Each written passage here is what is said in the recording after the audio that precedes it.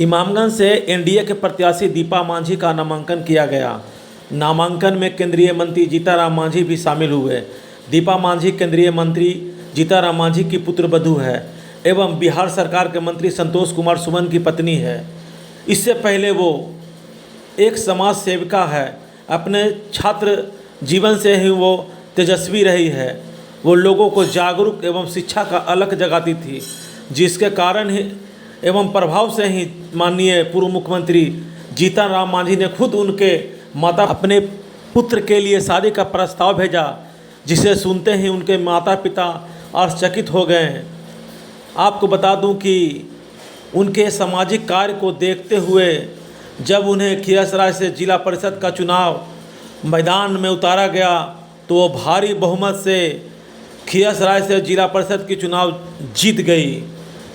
इनके माता ज्योति मांझी भी बाराचट्टी से विधायक हैं और वे एक समाज सेवा से ही आई है। दीपा मांझी भी समाज में बहुत से ऐसे कार्य किए हैं जिनसे उनको पूर्ण भरोसा है कि मैं इस चुनाव मैदान में उतरी हूँ और मैं इमामगंज से पूर्ण बहुमत से विधायक का चुनाव जीतकर आपके समक्ष आऊँगी।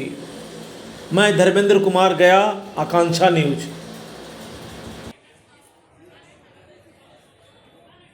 ये कर्मठ जो जिला परिषद की सदस्य रही है, जिला परिषद के अध्यक्ष के रूप में 2 वोट से हारने वाली है और उसके अलावा सामाजिक कार्यों में बचपन से लीन रही है, वो कार्यकर्ता के रूप में दीपा मांझी है। हमारी बहू तो बाद में है, इसके पहले वो हर तरह से कर्मठ और सुजोग महिला है। उसी का नॉमिनेशन आज होना है, उसी को उपलक्ष्य में मिला। आरजेडी भी वहाँ खड़ी हुई है, रोशन मांझी किस टक्कर है कि नहीं? हम नहीं समझते हैं कि कोई टक्कर वहाँ है, इसलिए कि इमामगंज में 2015 के पहले रोज केसेज, मुकदमा, बम, बारूद, गोलियां चलती थी। लोग रात में सोते नहीं थे। जब से हम वहाँ का विधायक हुए हैं, वहाँ आज शांति है।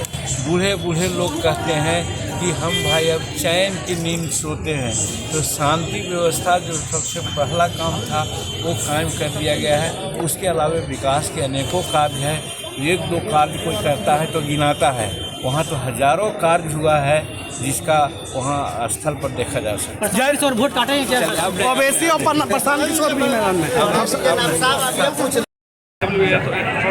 इमामगंज की जनता के लिए हम जो भी होगा और आप लोग गलत समझ लेते हैं। हम लोग गलत समझ लेते हैं। आप नेता बोलिए ना, तब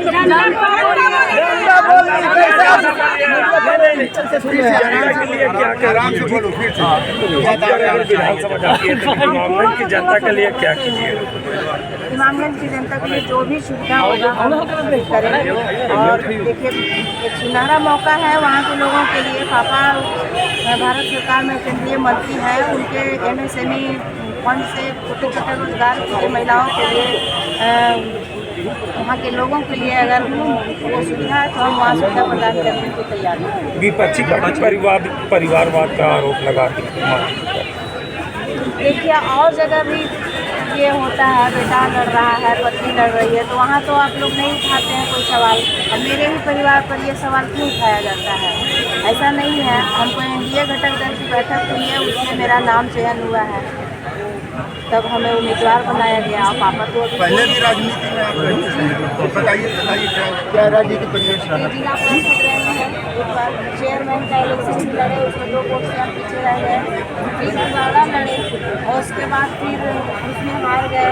मेरे मम्मी पापा एक स्वयंसेवी संस्था चलाते थे, तो उसमें हम हमेशा उनके साथ खड़े रहे हैं।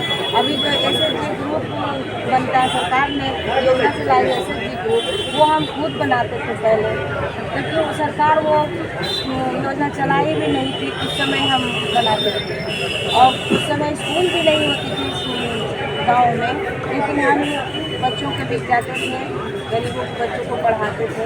नुक्कड़ नाटक के माध्यम से बाल विवाह के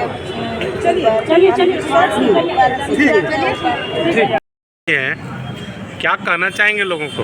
हमारे प्रत्याशी जो दीपा मांझी जी हैं, रामगढ़ विधानसभा से उपचुनाव में अपना नॉमिनेशन आज करवा के गए हैं। हमारे प्रत्याशी का जीत सुनिश्चित है, क्योंकि 2 बार हमारे पूर्व सीएम जीताराम मांझी जी वहाँ से नेतृत्व कर चुके हैं और आज उपचुनाव में अपने बहू ज्योति मांझी जी को यहाँ से उतारे हैं।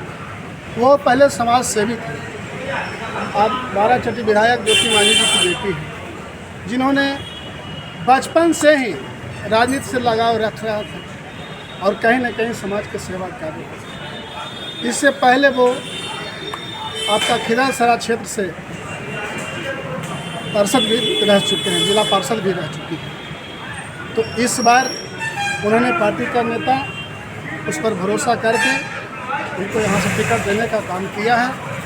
तो वहाँ की जनता ने एक सही उम्मीदवार को नाम का प्रस्ताव रखा था, जिस पर मुहर राष्ट्रीय अध्यक्ष ने लगा करके वहाँ पर भेजने का काम किया।